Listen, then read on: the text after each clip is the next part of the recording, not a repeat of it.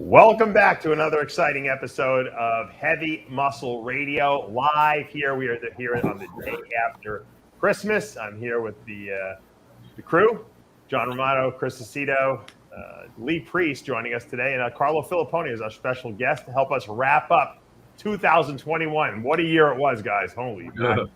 Wow. Just when you think it can't get any worse, right? Crazy year. Chris, what are you down in? You're down in Carmen de Playa, right? In Mexico? I'm in Playa del Carmen. You almost got it, Dave. Playa del Carmen. I'm feeling a little dyslexic today. Sorry. That's right near Cancun, right? Yeah, it's. I stayed 3 days in Cancun and headed south, and now I'm here in Playa del Carmen. It's beautiful. What do you think you are getting a vacation, Chris? There's no such thing as vacations anymore. What do you think you are? I'm like Dan Solomon. I'm doing a work vacation. I can never stop working. Aren't you sitting on the board of the building that you're in now or something like that? Yeah, but that's in Miami, but I'm just on regular vacation in Mexico, brushing up on my Spanish. Though I do say all the pharmacies they advertise anabolics with not Lee Priest's picture, but Phil Heath. I'm serious. Everywhere you go, there's a big picture of Phil Heath, a big poster, and it says, "We sell anabolics." Now, Cash Marone is down there, Dave. That's right. We interviewed him, and Chris could hook up, and you know. Is that where he is? Carmen de Playa. Playa del Carmen.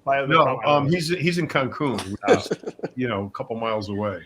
We'll hook you up with him. It's interesting. You would think that they would have switched the posters to Big Ramy now that Ramy's been Mr. Olympia for 2 years. They will. It takes Mexicans a little while to use up the old shit, and then they don't believe it. They don't believe in in shelving stuff. They're going to use it up, and then they'll print a new run. And Lee, you've been on plenty of anabolics. I've sent you like text messages with you advertising anabolics all over the place. I wish they had got even just a couple of percentage of the sales would have been nice, right? But no.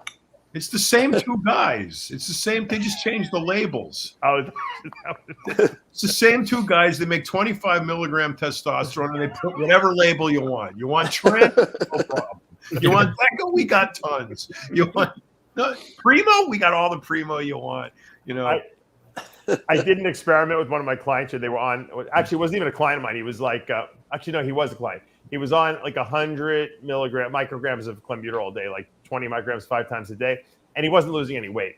So I said, I'm going to do an experiment. I downgraded. I put him on 20, twice a day, and he lost weight, which told me that the clenbuterol wasn't really clenbuterol anyway. So it was psychological. He thought I was doing some kind of like magical, like little manipulative trick to trick his metabolism. I just wanted to see if the stuff was real, And chances are in Mexico, no, it's not. I said, look, we sell kits, these Roy test kits on my website, that you could test the stuff. I don't know why people won't spend $20 and test. I think they almost don't want to know if the stuff is good or not. I really believe that, because otherwise, why wouldn't you do it? You're spending thousands of dollars on anabolics. You wouldn't spend $20 here, $20 there on a test kit to see if what you're actually injecting into yourself is the real thing. Because they'll get killed. What do you mean get killed? If you promote the fact that you bought XYZ anabolic from whatever No, but I'm talking about people who are taking the stuff for contest prep. But Mexicans are not going to keep quiet about that. I'm not talking about Mexicans. I'm talking about regular Americans. We're talking about drugs in Mexico right now. The subject. We're talking. I'm just talking about the average guy who competes. Like they get no results, and then they don't even test the stuff that they're using. It's ridiculous. I'm just telling Chris what to watch out for. Well, John, is all the other stuff they sell in the pharmacies, is that legit, or is it real without prescription? They have okay. There's two ways. No, I mean not non-anabolics, because they sell like asthma stuff. They sell penicillin and all right, Viagra and all that shit's legit. But with respect to anabolics, if you're in the border zone or a tourist trap like Tijuana or Playa del Carmen, Tijuana, the border towns are different because those pharmacies exist in the border zone, and the border zone is I think it's a 25-kilometer buffer between real Mexico and the actual border. Oh, really? and the places in the border zone are pretty much there's no law. So you'll get bootleg, steroids in pharmacies. You get veterinary antibiotics in human pharmacies. There's no law. In those pharmacies, the shit you're buying is probably fake. In Mexico, once you cross the border zone and you're in a city like Guadalajara, you go to the pharmacy, what you'll find is legit, but it's not dosed in bodybuilder-friendly dosages. You're going to get nothing is in multi-use. It's in single-use vials. Nothing's dosed over 250 milligrams. Most of the shit's 50 milligrams. So if you're going to bodybuilder and you want to be on anywhere of a decent cycle, you're limited to Sustanon, Sten, Enanthate. You can't even get Cypionate in the drugstore. And they took Primabol away just recently. And I think Andriol, they still sell the Andriol tabs, the capsules. That's me in the Tijuana pharmacy, by the way. Just for people. People love it. Buying fake shit. Live. And so to answer your question, Chris, if you're in the pharmacy, you're in real Mexico buying real stuff. Yeah, it's real, but to actually do a bodybuilder cycle, it's extremely cost prohibitive. So you're left to the black market, and then the black market, that's what it looks like. It's if you look at those boxes, they're all the same. They're all exactly the same. They just have a different label on them. They got the sleeve, the little thing, got the hologram. They're all that's Dragon Pharma right there. This is from 8 years ago too, John. Yeah, it's still there. Dragon Pharma is still there, but they're all the same. If you look, those boxes are all exactly the same. They just have a different label on them. Then I went in the back alley and I get the real stuff. Let's go back there. Hold on. He said that it was. That was Dave's weekly cycle there. Look at it. This is the guy in the back alley. Yeah, the real stuff. That looks like the shit I was making. It might be. That's John Steeler there. That's his mate. Yeah, John's like, that's the guy who works for. He used to work for anyway. Yeah, it's a mess. You know, it really is. Anyway. You know, and honestly, it's one of the reasons why Mexican bodybuilders are not, or Mexico actually, isn't a real dominant bodybuilding destination, because everything there is bodybuilder friendly. The food is wholesome and fresh and good and cheap. The weather is outstanding. The gyms are incredible. The cost of living is really low. I stayed 3 days at like a all-inclusive, and I thought like a bodybuilder could just prep here. It's cheaper than just the food alone. Yeah. What was the cost of staying there for 3 days? And you're in a fancy place, I'm sure. The food was only $80 a person a day. Oh my God, that's crazy. So wow, that's not you right. You could eat. And that's high. And Chris, this is the best connection you've ever had too.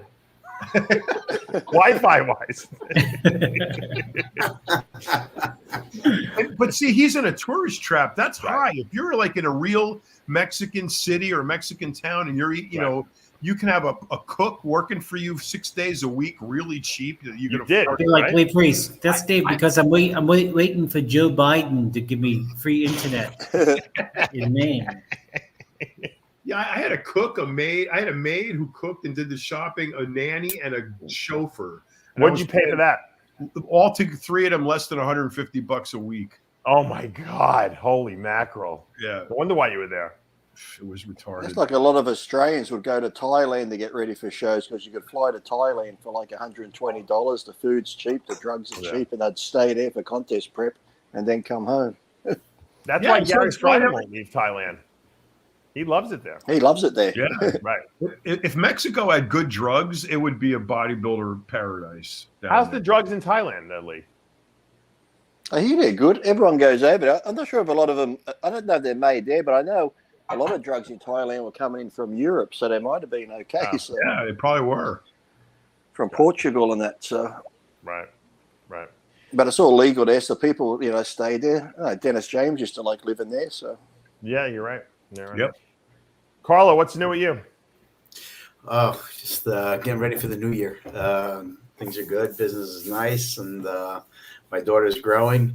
I So see. I yeah, watched all the yeah. pictures on Facebook. Yeah. We should be Carl's able going to to change the name of his company to Chicken Ton. chicken ton. Chicken Yeah. by the ton. By the ton. We have That's what- so much coming chicken. out with, but Is How that much what you chicken had would- for? How much chicken would you say you buy per month? Do you even know? oh, Poundage? I can tell you exactly between 85 and 100,000 pounds. Oh my god! Holy shit. Really? Yeah. Fucking A. Great Yeah. job. Carlo. It's, So you have a pretty big refrigerator there. Now, where do you Yeah. purchase that from? so I mean, all of our stuff is locally sourced.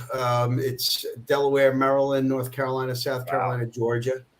We have different vendors that we use, but it's all antibiotic and hormone free and sourced from. It's mostly local farmers. Everybody sees like companies like Purdue and Bell and Evans and all this stuff. What they don't understand is that those guys are buying all of the poultry from smaller farmers throughout America.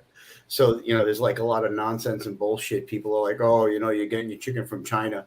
Like, that doesn't really work that way.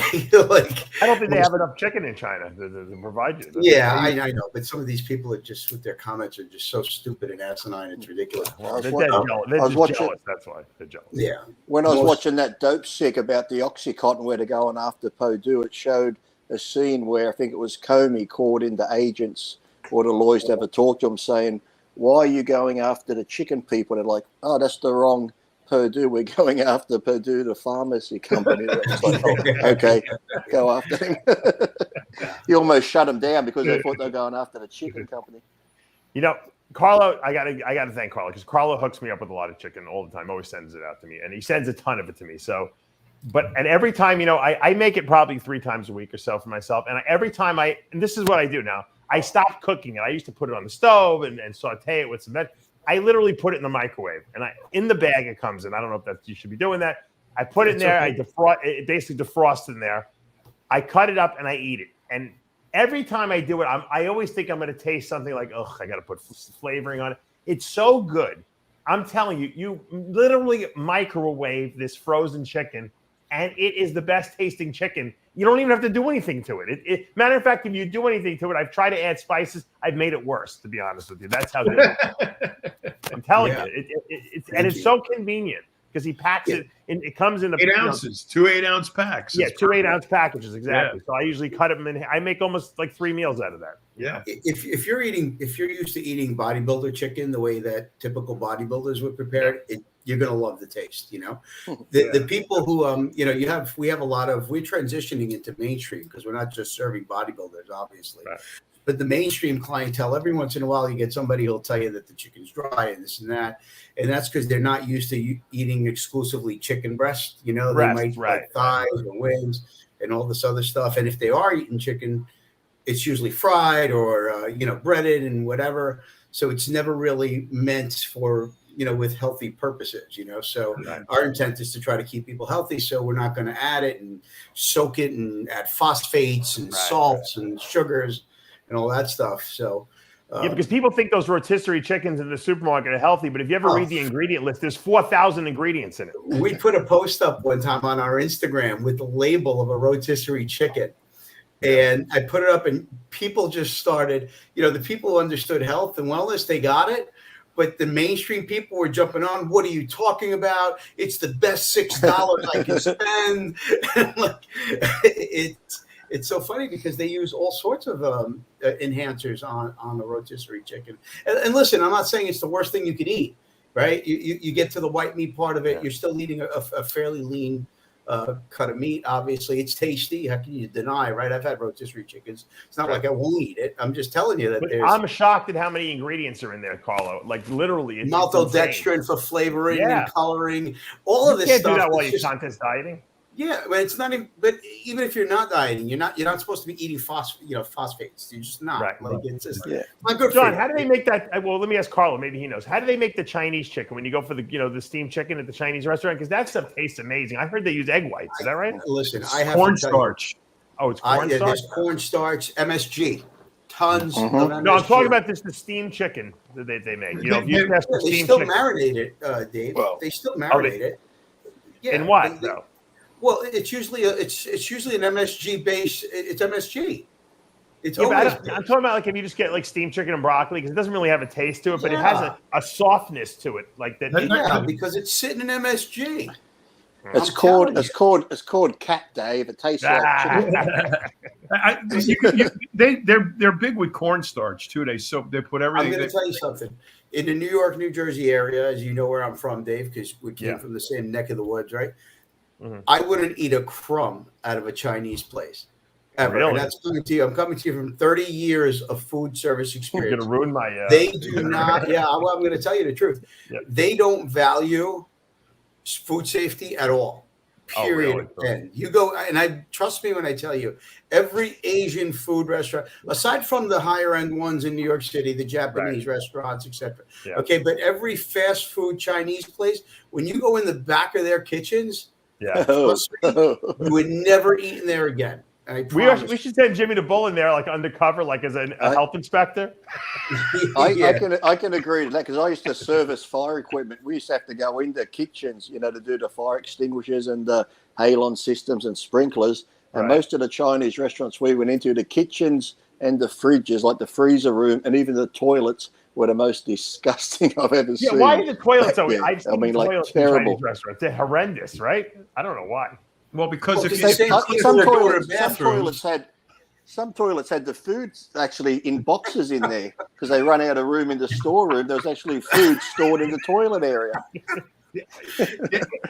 If you've ever been to Chinatown in New York City, like Mott Street, I've been to that place. It's great, Canal Street, that whole area.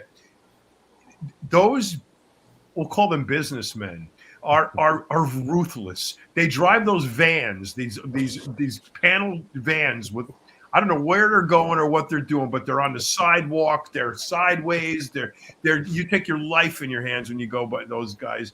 And they have like there's no such thing as too small a space. There's no failure. There's one person will do 7 different jobs. Yes, they'll stack the stuff in the bathroom. They will do whatever it takes. Right. Well, they're throwing them in vans that are not refrigerated. There's not enough inspectors in the city to keep up with what's going on. I mean, I've gone to Canal Street. I used to go. I haven't gone in a long time.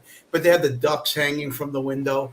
Like nothing's refrigerated. It's insanity. And I just, like, if you want to throw up, go visit one of their kitchens. I promise you. The best Chinese restaurant I've ever eaten at, it's authentic. You can't beat it. Is Panda Express. Now they are the best. They're the horrible.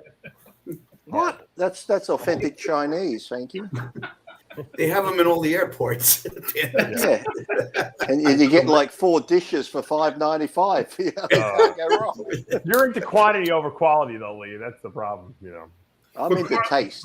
Carlo, on Canal Street, those vans, the vans, they're all. There's not a straight body panel on any of them. Everything's dented, smashed in, held together with like tape and chain and stuff. But the food tastes amazing. You can't deny it. I don't care what they put. I've eaten all over that place, and I'm fine. I love it. Because you guys have built an immunity to all I this think stuff. so. I think if you eat too clean, after a while, you get sick if you go into one of those places. I think as a bodybuilder, after the years of doing bodybuilding, you just get to the point where you read a label and goes, the shit I put in my body, like I'm worried about that. Just eat it. That was my theory on McDonald's. I always said, if you eat McDonald's every day, it's like you don't get sick, you don't get food poisoning anymore because you have like built up like a certain level of tolerance to bacteria. Like you can handle it better than the average person. Formaldehyde in it. These guys like Eduardo Correa, who just cook all his own preserves you. food and it is so meticulous. He orders room service once and he's like fucking out in the hospital, like hooks up the IVs because he's got food poisoning because he can't handle 1 gram of bacteria. Who is this? No, I'm saying his client, Eduardo Correa. He used to cook in the hotel room. He looked like it was like a French gourmet chef. Like he's got pans and pots and everything is perfectly lined up and he's cooking and sauteing. I'm looking at the diet food he's cooking. I was getting hungry. I wanted him to make me a plate right there. Well, it obviously worked because the dude was shredded. Oh, the guy was good. But that's like when I'd go to South Korea or when I was in Singapore. When you see some of those street vendors and they've just got the meat out on the tables in the sun, there's flies all over it, and they're just chopping it up and cooking it, and people are lined up eating it. Like you said, because they're living there, they're probably used to it. It doesn't affect them. But we come along and go, well, let me try that. And you're in the hotel sick and shitting your brains out for the next week. Go, Chris, while you're there in Cancun, go to the Mercado and walk around and go to the butcher section, and you'll see you see it like in the market, and the dead animals, they just killed them 5 minutes ago. They're hanging over the railing. They're bleeding out, and they're chopping them up. And it's it's 120 degrees in there. The flies are flying all around. Well, that's how it used to be, right? That's the good old days, yeah. Yeah, no standards when it comes to food. All right, we got to wrap up this 2021 year. So I basically put together like 7 basic stories I want to talk about with you guys, and just like go over with the significance of them, and get your impressions. So let's start with number 7. I have is number 1 is number 7 story would be that the Olympia now has been moved back to Vegas. I want to go around the horn. Let's start with Lee. Good idea? You like the idea, or is it a bad idea? You think it should move? Well, Florida seemed like it worked well there, but I think Vegas, is just convenient. Now, when most people fly in, they fly into LA, and Vegas has so much more going on apart from the Olympia, because I think when the Olympia was in other places, people just went to the Olympia, but now people mainly go to the Olympia Expo and watch a bit of the Olympia, but I think people go to party more in Vegas. So I think it's a great place. I said there's lots to do, but I think with the Olympia, I'm going old school here, and I'm saying scrap the 212, go back to the Open. If you're not good enough to make it in the Open, get the hell out of the sport. You don't belong there. Simple as that. Because what are you going to do? You're going to go from 212, this guy's in the 212, he's not good enough. Well, let's make a 190 class then so they can compete. Let's make this class so they can compete. If you're a good Open, you're a good Open. Doesn't matter your height, your weight, whatever. Labrada, Padilla. There's been a lot of short guys who have succeeded in the Open. If you complete and you have what it takes, look at Sean. He just won an Open against Sergio and that. So it can be done. So we don't need the 212. I'm saying get rid of the 212 and just go back to the 1 class in Vegas. You in Vegas. All right. So you like Vegas. That was the question. Let's go to yes, I just went on a side note. You went on a little side band, yeah. Let's go to Chris Aceto. Chris, you like it back in Vegas? Does it belong in Vegas, or should it move? I like it back in Vegas because I think there's more. Only Vegas and New York has a feeling of excitement to it, in terms of like pomp and circumstance. You fly into Vegas, there's just, there's electricity in the air. That's why they have boxing matches there. They don't have them in Orlando, Florida. That's why they have the big MMA fights. They have them in Vegas. They don't have them in Orlando, Florida. There's something about Vegas that's special. And, I know, the boxing history is there. And, the Olympia history for the last, let's say 10 years or so, since 99 is there, other than the last couple COVID years. I think it's a good move. I think it's exciting. And it just feels like a lot different having it in Orlando. Yeah. John? Vegas. Bodybuilding belongs in Vegas 100%. There's a certain unwholesomeness to Vegas that is just so welcoming to bodybuilding. I mean, forget the fact that every single guy competing is using illegal drugs and breaking the law, buying them and using them. The whole body kind of, there's an aura of sort of, adultism in Vegas.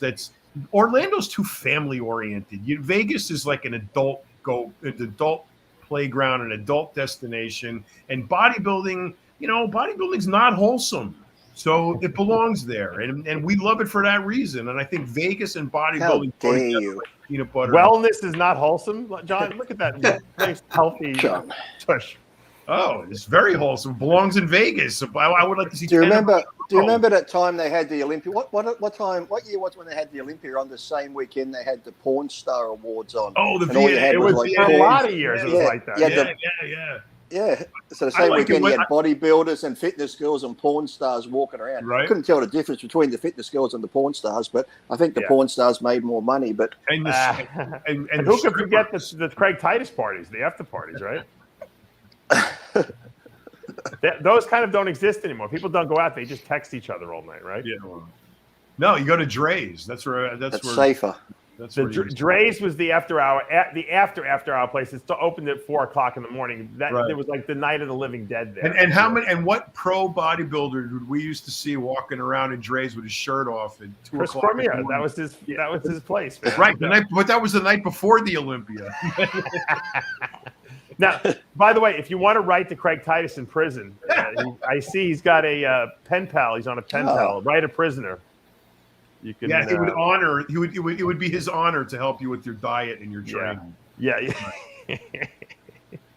He looks very You sophisticated. can look like him.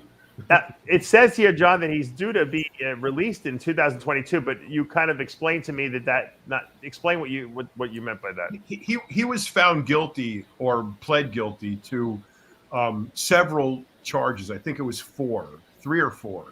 And each one of those has a sentence to be served.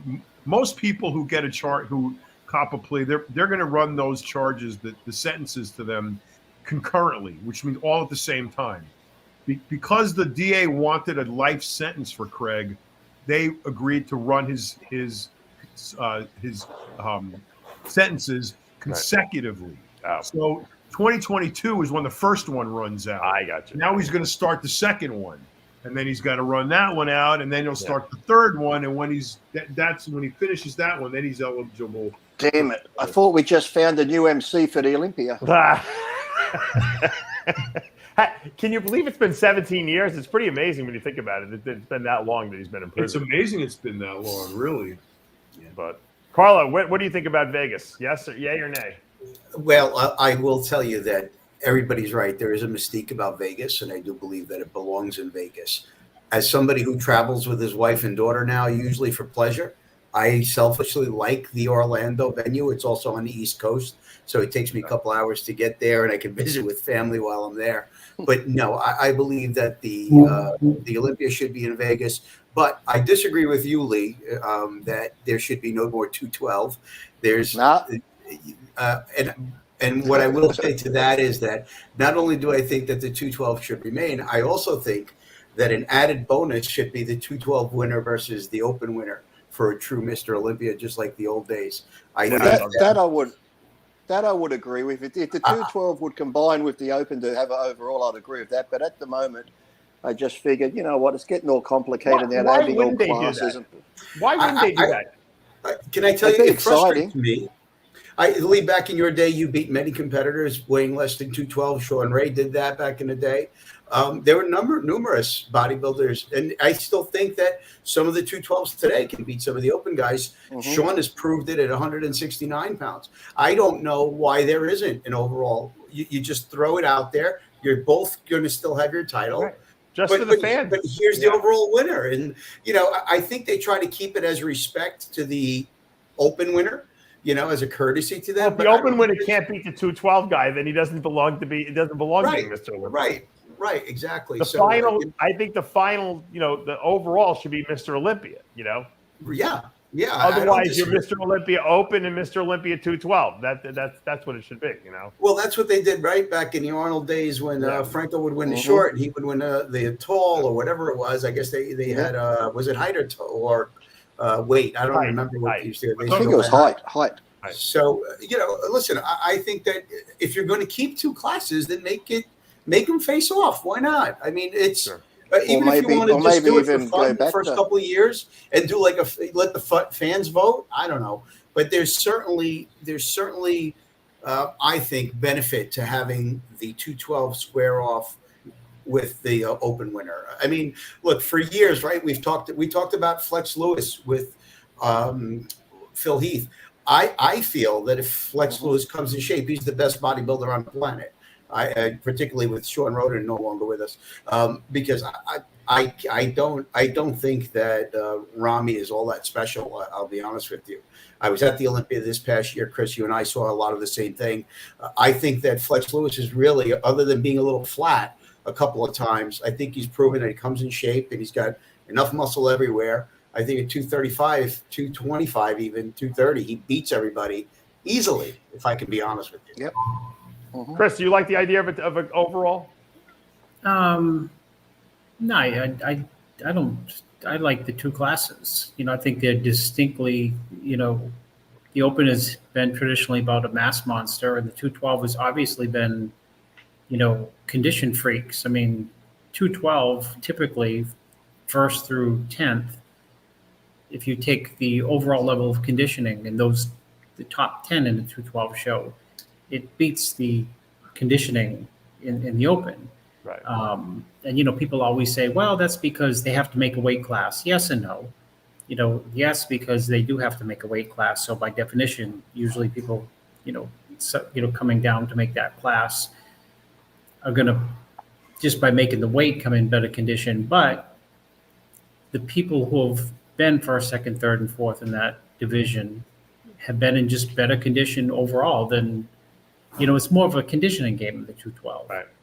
I mean, right? You're not going to have like a mass freak in the 212. Well, you could. I mean, if you have a short enough guy, sure. I mean, Jose was a little freaky mass guy. I mean, because he was short. I mean, to that, Chris, if Sean Clarita showed up the way he did at the pro show that he won the Open at, does he not smoke Derek Lunsford at this year's Olympia?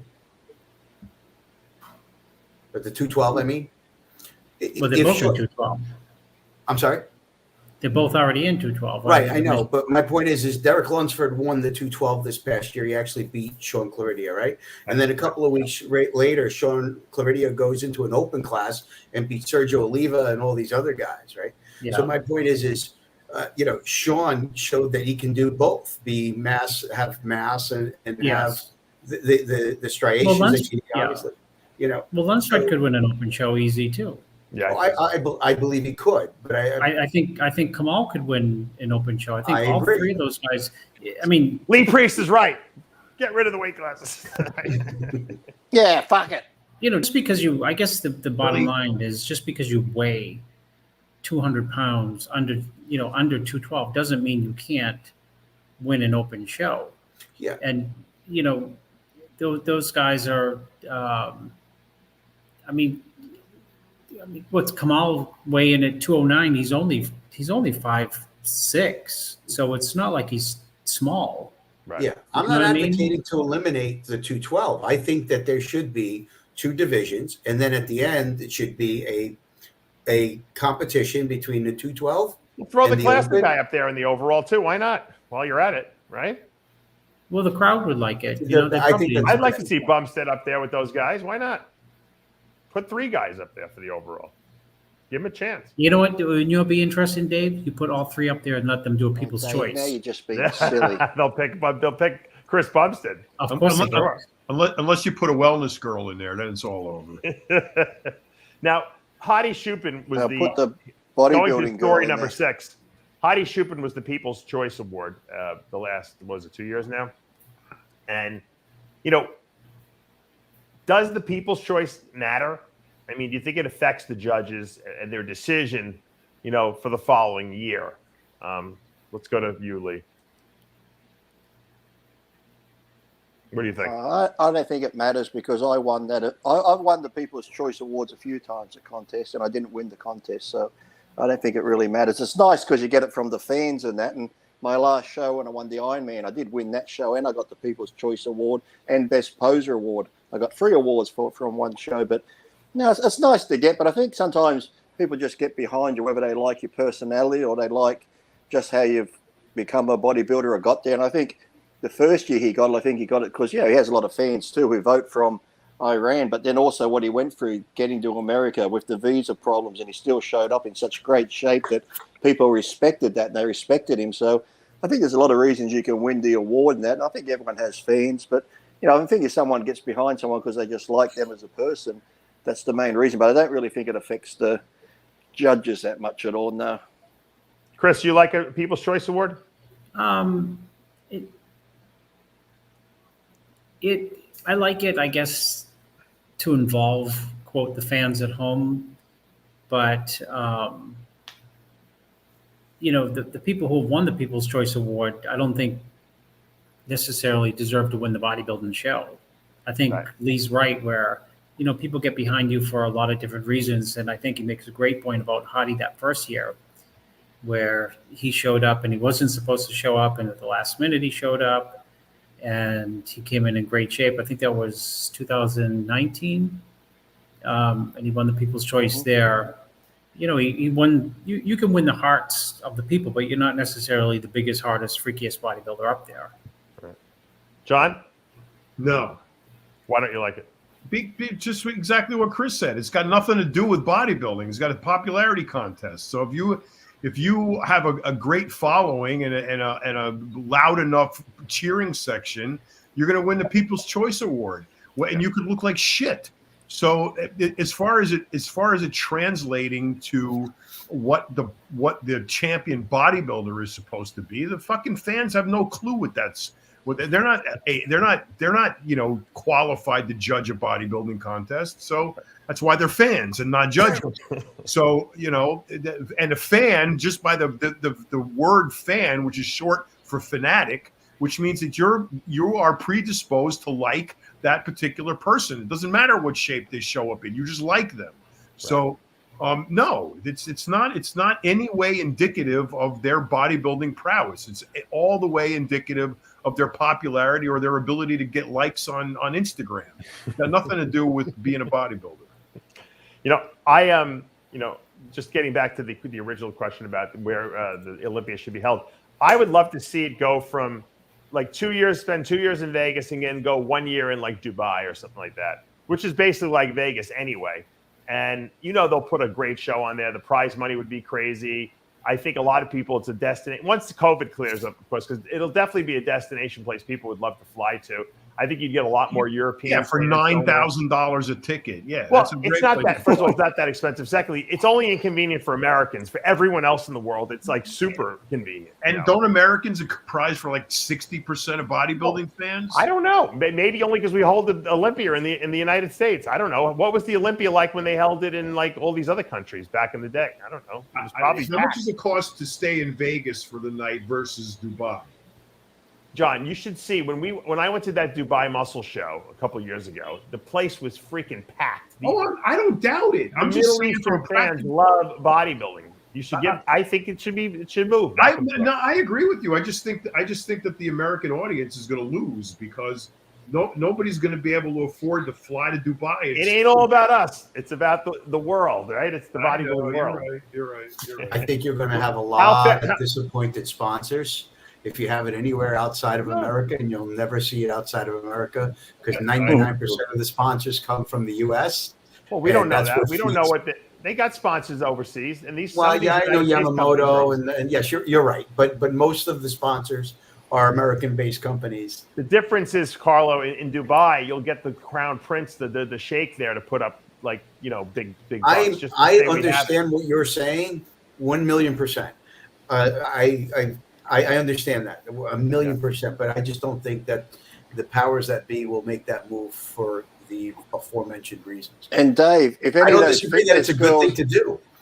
If I would try to make back some of my money I made on buying the Olympia. I'd be like, look, let me shop it around to the highest bidder for a couple of years, make back my money. Now I'm playing with house money, and I can do whatever I want with it after that.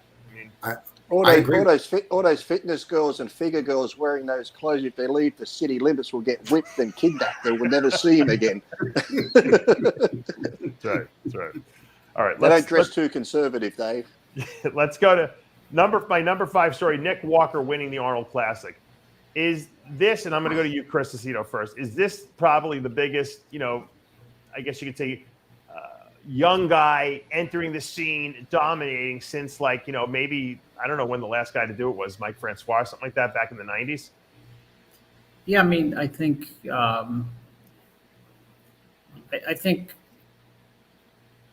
I would say the Olympia placing was just as impressive, even though it wasn't what he wanted probably, but there was an idea that he could win the Arnold actually,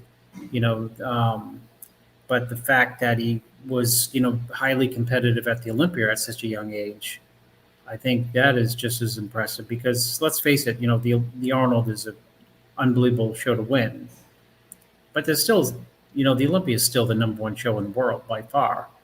And, at that young age to be able to, yes, win the Arnold is really impressive, but did he end up 5th at the Olympia, right? Yeah, I believe so. Yeah. Yeah. Fifth. So I mean, your first Olympia to get fifth is, to get by someone like William Bonac, who's been there year after year, as high as third. He's won Arnold's. So I think that is a bigger accomplishment, or as big as winning the Arnold. Can he win the Olympia next year? That's what people are all, asking. That's the big No. question now. Not yet. No. Let's go to you, John. I think there's a thirst for the next young, big, cool thing. We had Trey Brewer, we had Evan Centopani. These guys were, the big, young guys blasting on. Got Evan. Evan's probably the last, big name to do that. Yeah. And we all expected big, great things out of these guys, and for whatever reasons, we didn't really get them. And so you get a guy like Nick Walker coming along, and he's like of that cloth. And you could say I've even heard people say he's the next Jay Cutler, kind of thing. So Right. I think there's a hunger for that fit of that flavor of bodybuilder to come along right now and wow us all and blast to the top and dominate and do all. But I don't know if that's Nick. I mean, he certainly has a chance at that. Probably the best chance of any of the latest crop of young guys to come up. But I don't know. I think that's what it is. I think there's that real the fans want that. The fans want a Nick Walker. Whether or not Nick Walker ends up being the Nick Walker they're looking for remains to be seen, but it's certainly off to a good start. Let's go to you, Lee. What do you think? Nick Walker, is he a potential Mr. Olympia for the 22 year? He's definitely got the potential. Chris walked back, very good memories in 97 when I was 25. I got 5th place. All the memories were coming back, and then I got moved to 6th. I forgot that. You're right. Hey, how soon you forget? It's only 97, Dave. Come on, wasn't that long ago. It was, But I think he is. And I it think was the very thing with long Nick is ago. too, 30 years ago. And the thing with Nick is, though, I think because he's likable too. You watch him on the other podcasts. He's a funny guy. He's down to earth. He just says it like it is. He has that funny approach to him when he's talking on the podcast. So I think people like him because he's likable. Like you said, he's a freak. He's very family orientated, and because he's young. And I think people like to see that. Everyone's just hoping to get behind the new young big freak coming along. So I think like as Chris said, maybe not next year, but maybe 2 to 3 years once he's really refined it, and he'll add a little bit more mass, sure, and that. And as long as he stays healthy and does it the right way, and that, I think he's gonna. I can possibly see him winning it, maybe in 3 years' time or so. But he's definitely got all the potential in the world to win it and win many other pro shows along the way. So he's definitely going to do very well. Carlo? I think that Nick Walker has a Dorian Yates-like work ethic when it comes to bodybuilding, and it's nice to see that in a young guy. I don't think he'll win the Olympia next year, but I do think he's here to stay so long as he stays healthy and doesn't hurt himself. As far as story of the year, he's certainly the biggest as far as I'm concerned in the sport.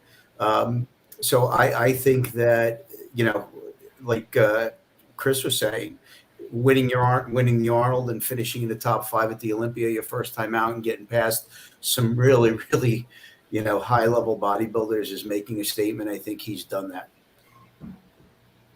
Chris, who would you compare Nick Walker to, historically in our bodybuilding world? It's a good question. I mean, he reminds me a little bit of Mike Francois in terms of, muscle density and maturity at a young age. But having said that, I mean, he's his own person. So the idea that, you're not comparing him to someone else says a lot. You know what I mean? I mean, he's accomplished a lot without having to compare him to someone else. But in terms of, maybe body, he's got some Mike Francois attributes to him, just that density, power type physique, rugged, young. Here's the question. Does he have a physique that will hold up to time well? And let me explain what I mean by that. You know how some guys, their physiques look great when they're young and fresh, and something just happens as they get older, maybe their waist, because something doesn't flow right at some point. Whereas other guys like Jay, just his physique just got better and better. Like he didn't really have a point until he got injured where he hurt himself that he had like a decline look to his physique. You don't know till you get there. It's an unbelievable question, Dave. It's coming from someone who's been around the sport forever, you. And it might go over a lot of people's heads, but as people get bigger, sometimes their physiques get better. And as some people, because of their structure, as they get bigger, they don't necessarily get better. And you don't know until that happens. Where like in Jay's case, when he got bigger, he got better. Yeah. NASA was the same way. NASA looked really good, and he was big when he first came on the scene. But as he got bigger, his taper and his legs got rounder, his shoulders got bigger, his pecs got bigger. Some people, when they pack on the mass, there's a kind of detriment to their physique. Right. But you don't know until you get there and you say, like, God, he was better 4 years ago. This guy was better 3 years ago. Or the opposite. You say, wow, he really packed on the mass and it really added to his V-taper. Tony Freeman looked better smaller when you I don't know. I think he would look better in better condition, but I think he was a guy who could hold a lot of mass on his body. Yeah. The best he did in the Olympia was when you prepped him, and he was the lightest he ever was. Right. Well, that's just because he needed to get in shape.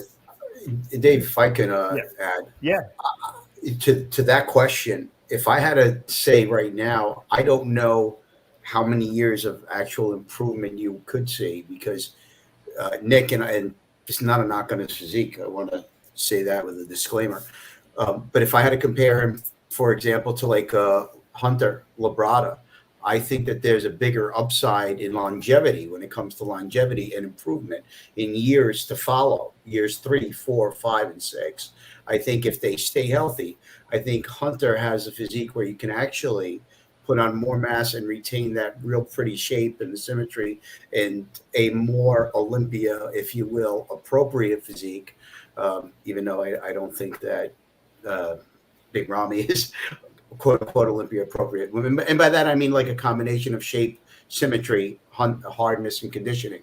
So, I just wonder, having seen him at the Olympia in person, Nick, I just feel like when you look at him from the front, his clavicles may be just limited as far as how much wider he can get, and can he keep that waist small and tapered, kind of like it is now, particularly with the amount of weight that he'd have to put on to be the biggest guy. Don't forget, he's only 5'6". Yeah. So do you see him as a or anyone can answer this, as maybe like a Rulli Winkler moving forward, like type of physique, although he gets in way better condition than Rulli does. With the mass he has, you hope he doesn't, because like I said, Rulli, we're all seeing.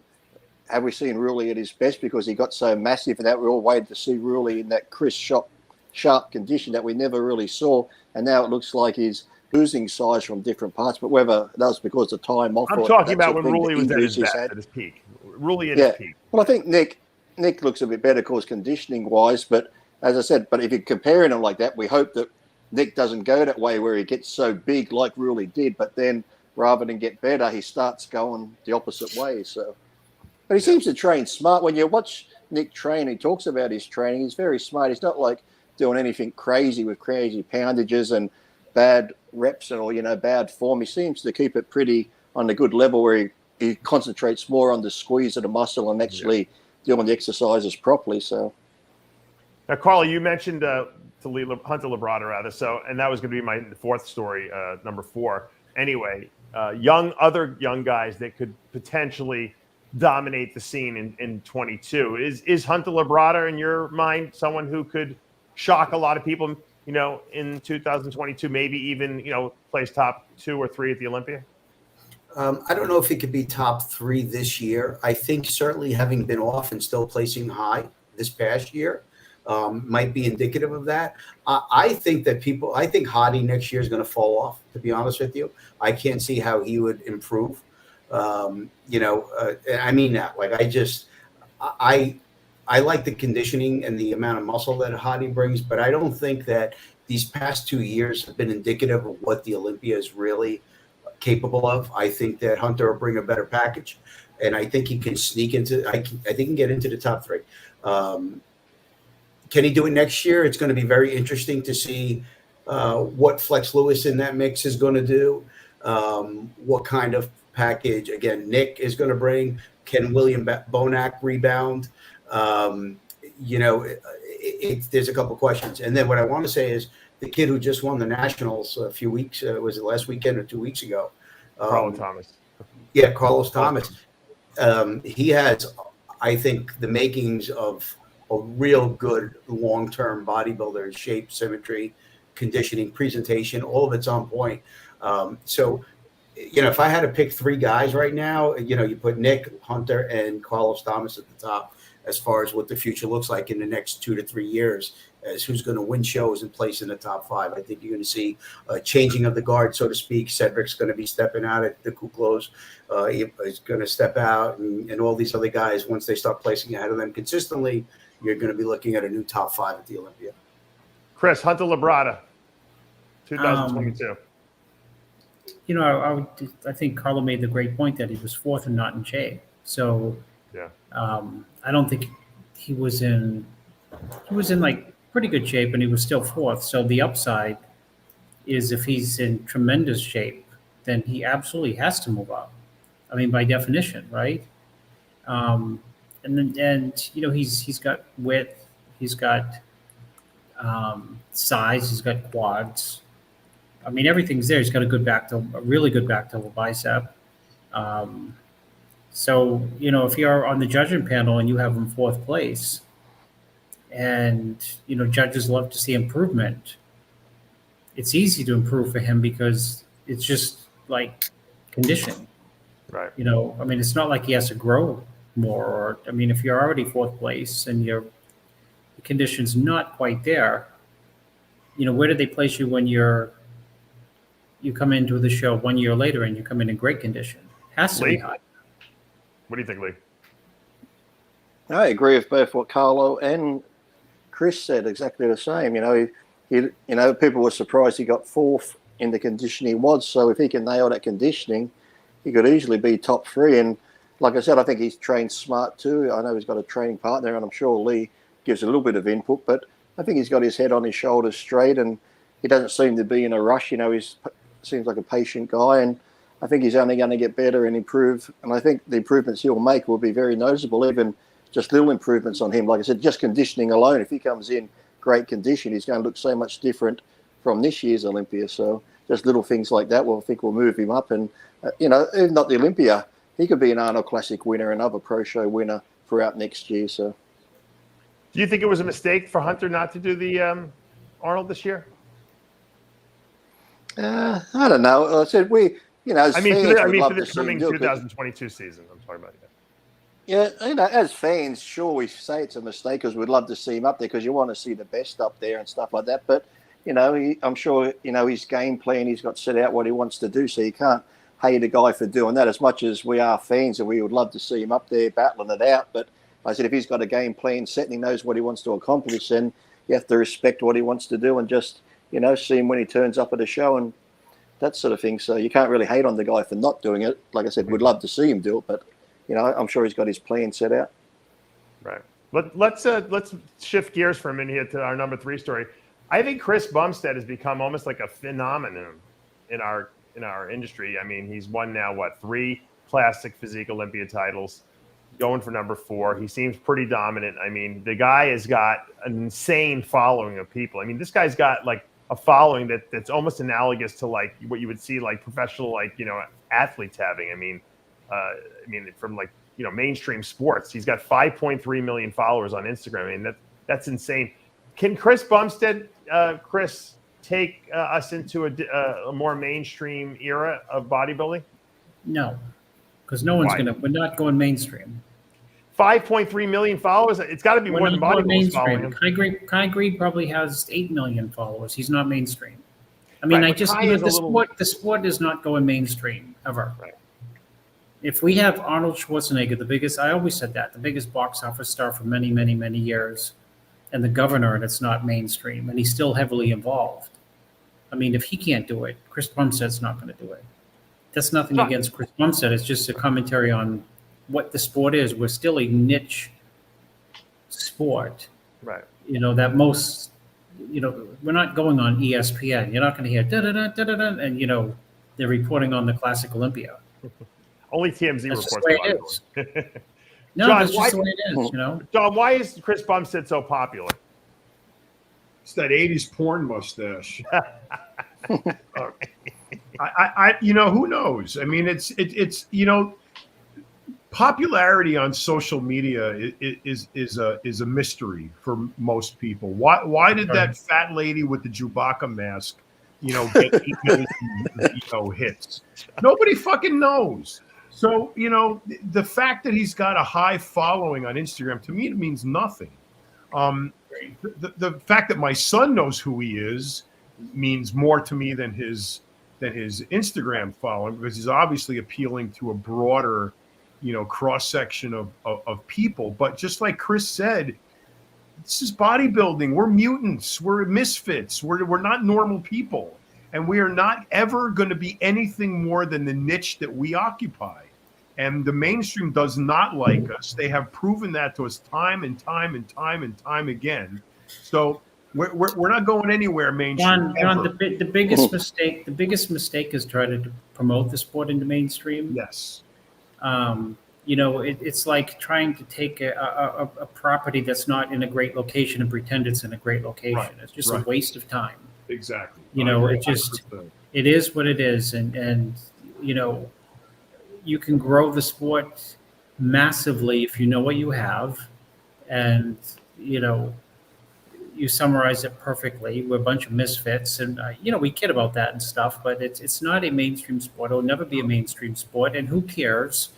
And you know, let us be us, and focus on, you know, how to grow the sport, whether it be bodybuilding, you know, classic bodybuilding, men's physique, and if people don't come around, who cares? Right. You know what? You guys are not big enough misfits. Let me ask the number one misfit on the show here, Lee Priest. Lee, why is Bumstead so popular? And do you think he can somehow have mainstream crossover? I don't follow him. You don't follow him. You got to remember, he might be popular. He might have 5 million followers, but half of them could hate him. Just because you have followers doesn't mean they like you. I don't think so. You don't think we could see Chris Bumstead in a Diet Coke commercial or something like that?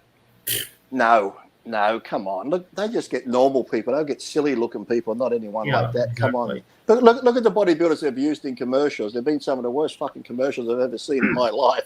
So it's like they look like dumb Cali meatheads Muscle's done doing. some pretty funny commercials, though. I got to tell you. No, they're all silly. Well, but you know, no, I just don't think it's gonna. Like I said, it's not going to ever be mainstream. And maybe he spent some. Look, I haven't got my 500,000 followers back yet, so maybe I'll do what Chris did. Maybe he spent some money and he brought those followers. I keep getting all these ads saying buy followers. Buy followers. How do you know? Look at how many followers they have to how many people. All you got to look at is what they post and see how many likes they get. If they've got 6 million followers and they only get 1,000 likes, well, come on now, there's something going on. Yeah, I didn't want to throw shade on him as a bodybuilder. I think he's a great bodybuilder. I just don't feel. It's, you know, especially now in this era of wokeism, you know, if we put a bodybuilder on a TV commercial, there's going to be body shaming issues. There's a whole bunch of crap that we're going to have to deal with. So, like Lee said, no, they're going to get a normal guy. So, and that's honestly, I think that whole era of you know, pulling people out of different niches and putting them up on the mainstream screen is played out. And maybe Chris has more followers too, because to the general public or the ones who are in bodybuilding, if you go to Gold's or any gym, I think his physique probably caters to more of the general population. He's got almost 1 million likes on his picture, so someone likes him. You can buy likes too. You can buy them as well.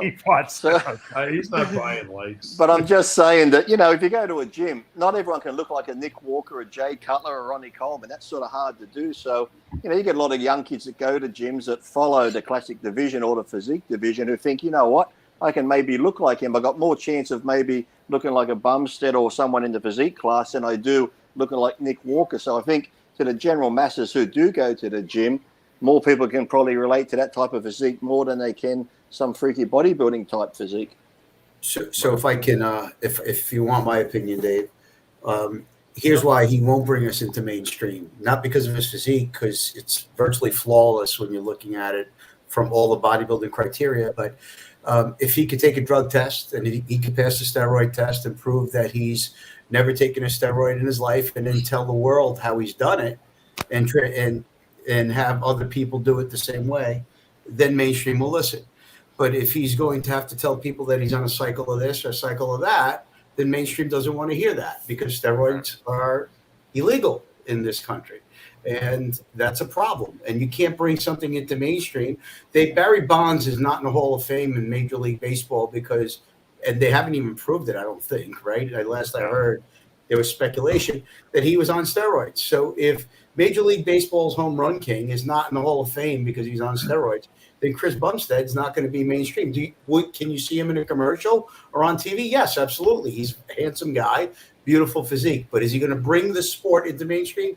Nope. Yeah, it's bodybuilding is to health and fitness what the Hell's Angels are to motorcycle. You know, Good analogy. it's just the way it is. We're the outlaws, you know. I don't even know what mainstream means. And if it was going to be mainstream, I just mean that, like, can he cross over into movies or commercials and stuff like that? Is his general? It's like Chris said. If Arnold couldn't do it, no one can do it. Like Arnold did it. Everyone did it. No, Yeah, but he didn't bring the sport with No, him. I'm talking about No, him not the personally. sport. I'm talking about personally too. You know? but it's like, look, if anyone Arnold could made have the done it, sport look at way more Michael Hearn. popular, though. Michael Hearn's a very good-looking guy. He's athletic and stuff, and he's got a great physique for commercials and TV and everything. And still, that didn't really put the light on bodybuilding. The mainstream general public, they wouldn't know the difference between Chris Bumstead getting an acting role and John Smith with a good physique getting an acting role. They have no clue. And if you want to promote an actor as being the more visible actor because of his body, that would have been Stallone, hands down, or The Rock. But primarily it was Stallone, and then The Rock came along later. Arnold was never, other than pumping iron, none of his movie roles had anything to do with his physique. Oh, they did too. Conan the Barbarian. What about that? Okay, you could probably say that, but not the Terminator, not. He had a leather jacket on, Dave. In the Terminator. You saw his body when he landed naked, right? I mean, come third of a second. So no, I mean Stallone, but Stallone was like every Rocky 37. He's still Rambo and all the Rambo shows. He had his shirt off in Rambo, put the headband on. Yeah. Well, the Rock is the new guy, I guess, on the block. Yeah. But Batista's getting in there now. Let me go to our second biggest story of 2022, which unfortunately is a negative story, but it's the loss of a lot of high-profile bodybuilders in 2022. I'm just going to read the list. I mean, we don't need to comment on them. I think obviously the highest profile being Sean Roden, Mr. Olympia. Chris Dickerson, also Mr. Olympia at 82. We just lost him. Dave Draper, George Peterson at the Olympia, which was terrible. Bob Bonham, promoter. George Butler, who made Pumping Iron. Ironically, we just talked about that. Leon Brown, who was in Pumping Iron. Matt Mendenhall was probably one of the greatest bodybuilders never to turn pro. Phil Hernan, who was an IFBB pro. John Meadows, one of the most popular trainers out there. Rhonda Lee Quaresma, Jen Hernandez, Billy Smith, American Gladiators, Jenny Lynn, who was Miss Figure Olympia numerous times, Melissa Coates, Andy Hammond, who was one of the RX Muscle's favorites, and Laura Bass, who was an IFBB Women's Pro. So I mean, we lost all those people, and there's more too. These are the highest profile. I mean, of all the years we've ever reported on losing people in the industry, I think 2021 will go down as probably the most notorious for losing the most. I hope that record's never broken, by the way. So I don't think it's done. I don't think it's done being built.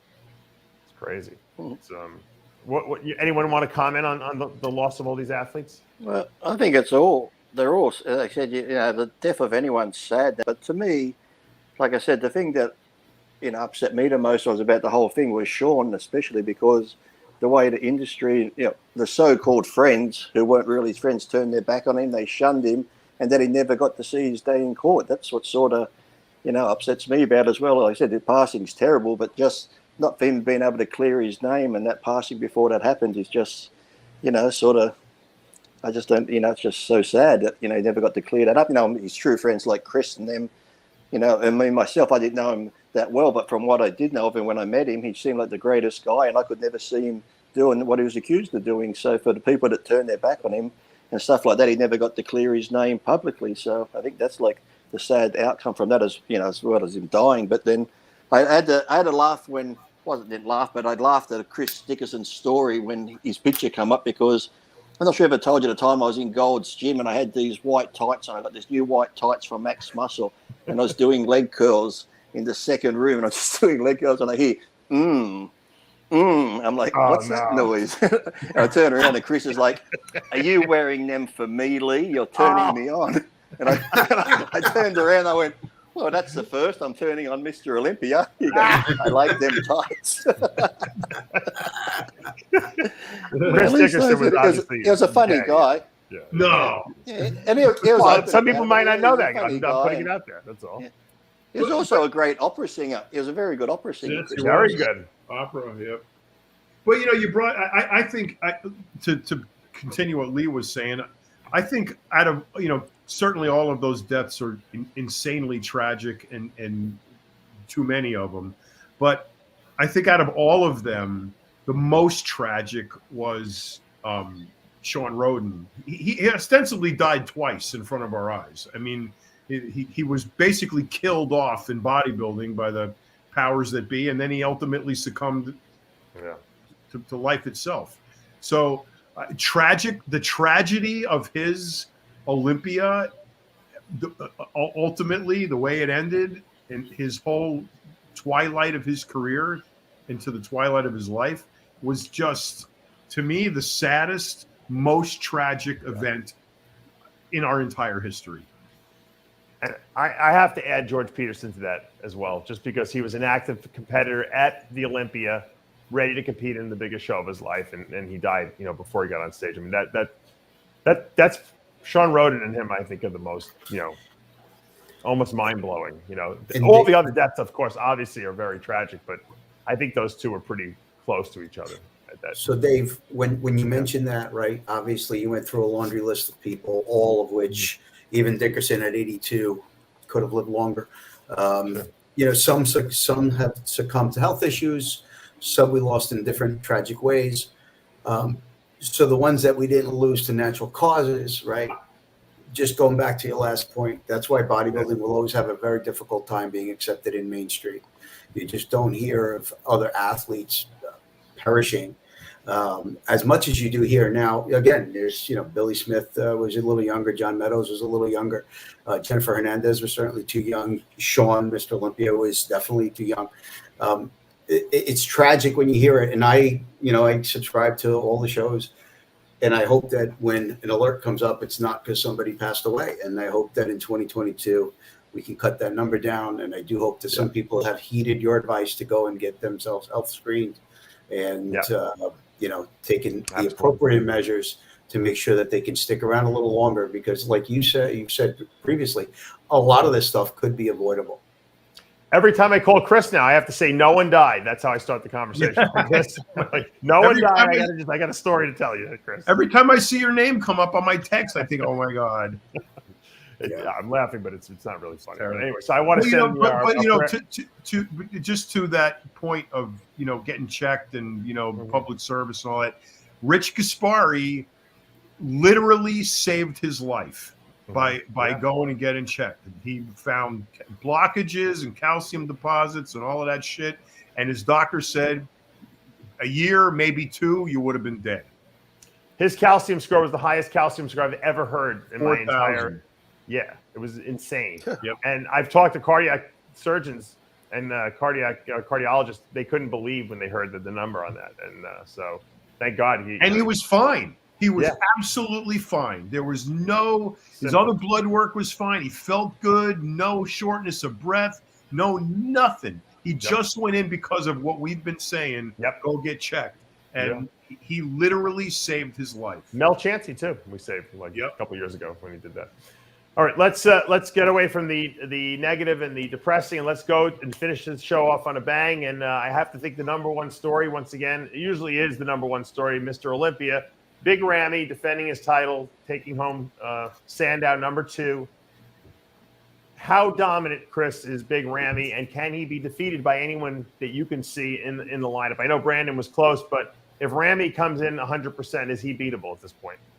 I think 100%, then it's a cakewalk for him. But full stop. I think if he's 100%, it's a cakewalk. But that's theoretical, because I don't really know at this point what 100% is.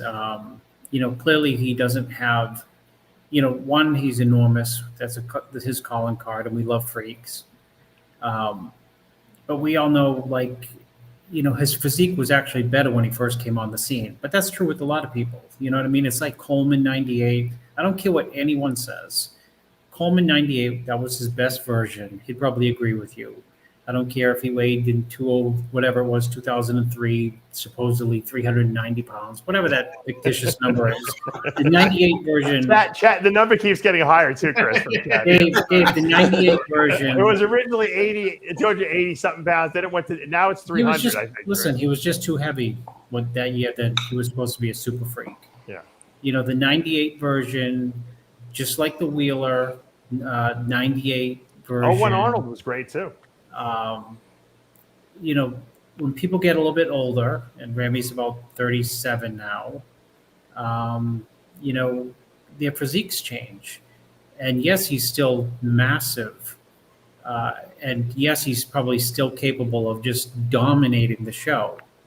But in terms of a total package, I think possibly the best is behind him in terms of the V-taper, the roundness through the shoulders. His arms look smaller than when he first came on the scene. His back double. I mean, the lower lats have atrophied. That happened to Coleman. He had the pulled lat. Happened to Jay. Right. It's kind of like lower lats disappear as he got older.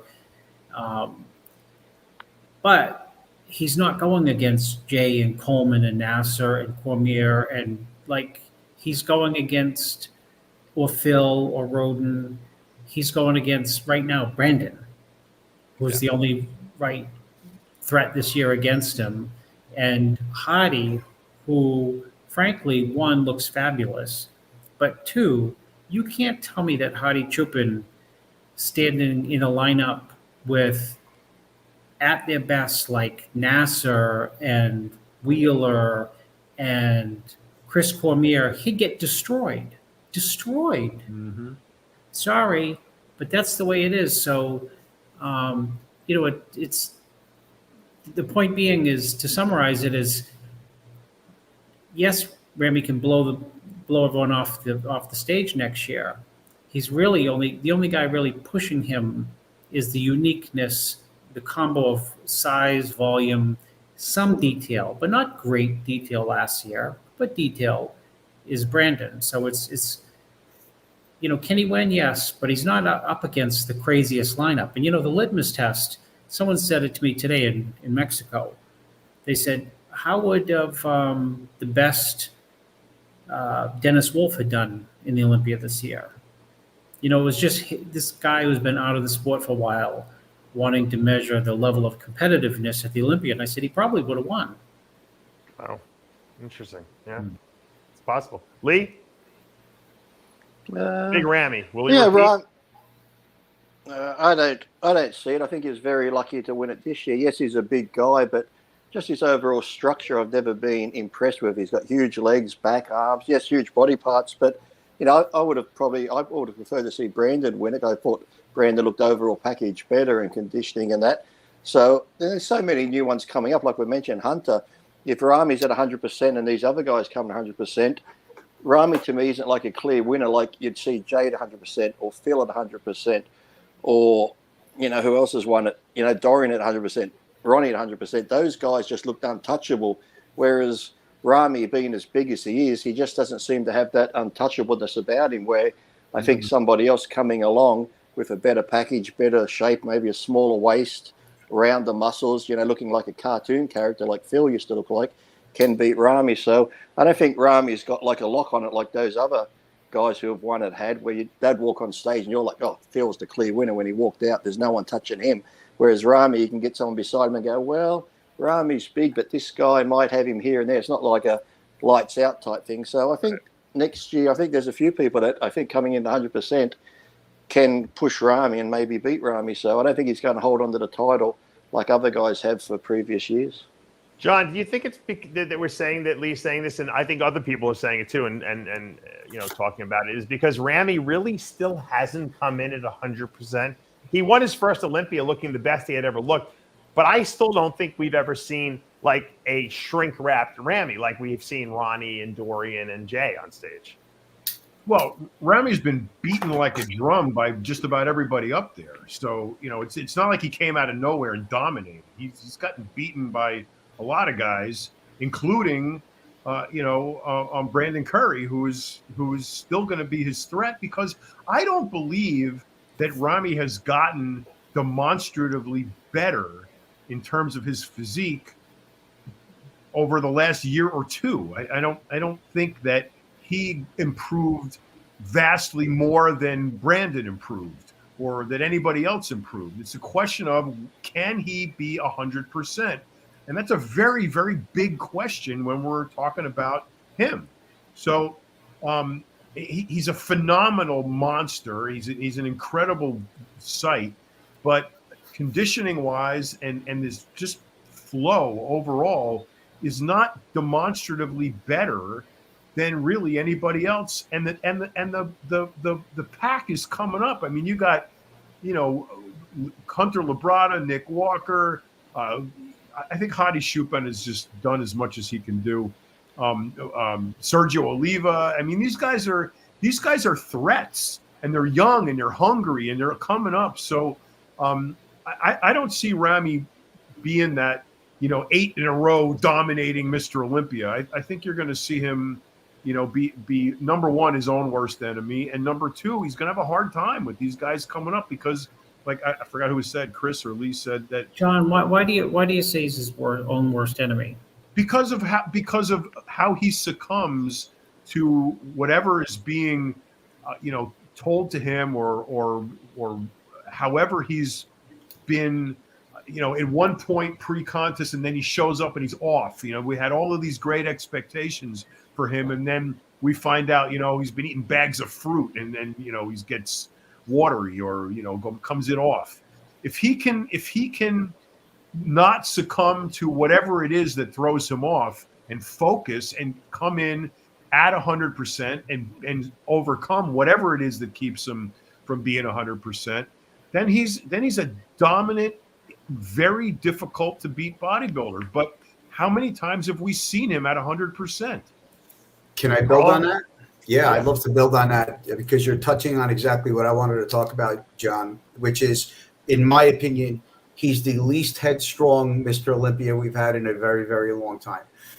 In that every other Olympia, you knew they were going to, Mr. Olympia, that is, you knew they were going to bring their A game, period. They were going to show up. From what I understand, he's had personal distractions in his life.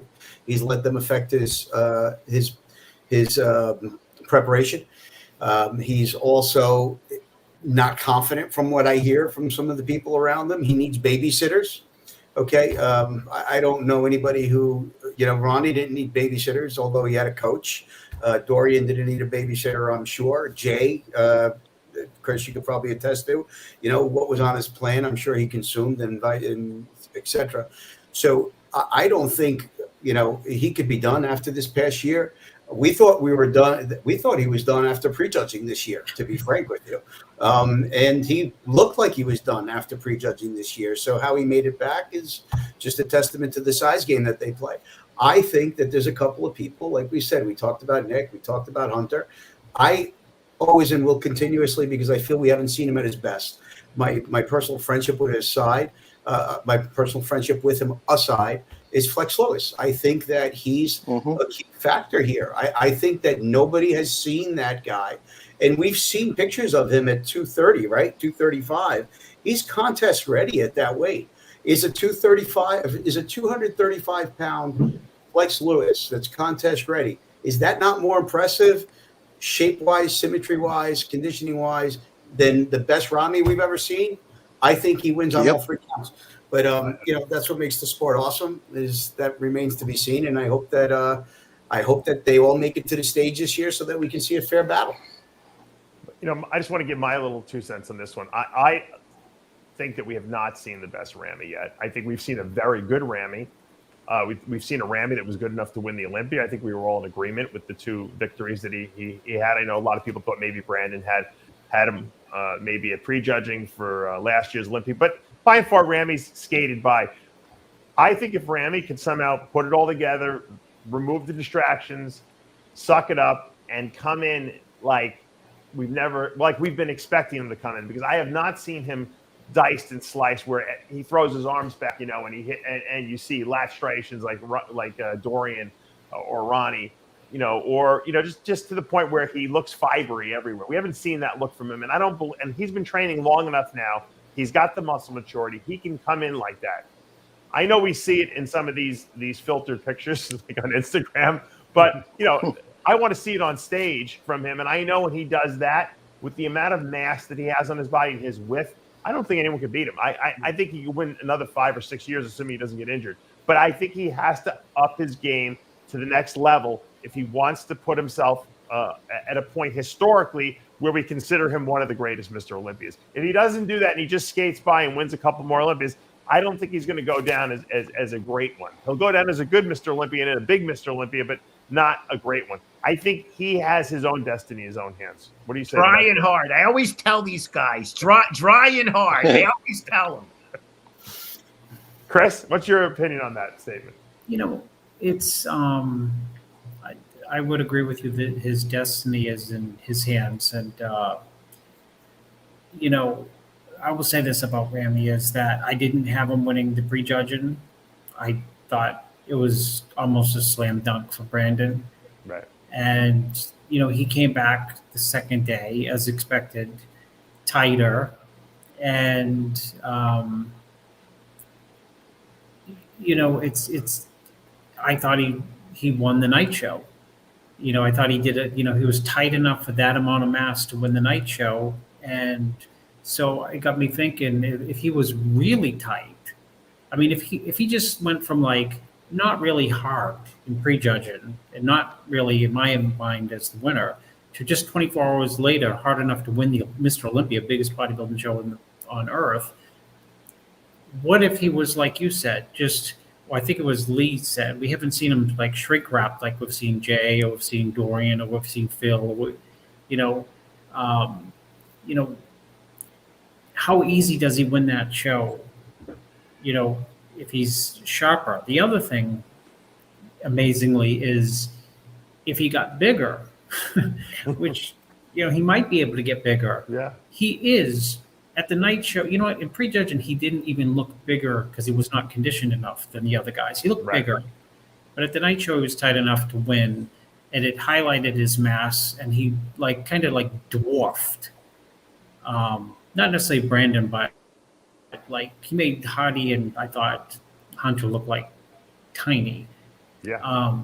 So if he gained 10 pounds on that and just kept the condition of Friday night, he wins. So there's a lot of ways he can win. He can just come in tighter and he wins. But he can come in bigger and he's the same condition as he was on Friday night. And Saturday night conditioning you're talking about, right? Yeah. Saturday night conditioning. But Dave, he can come in with the same condition as he had in prejudging, but even just bigger. Right. And he still wins. So he's got both ways he can play it. Whereas Brandon has to be perfect. Yeah. Or I know Carlo likes Flex Lewis, but he has to be absolutely 1,000% perfect. So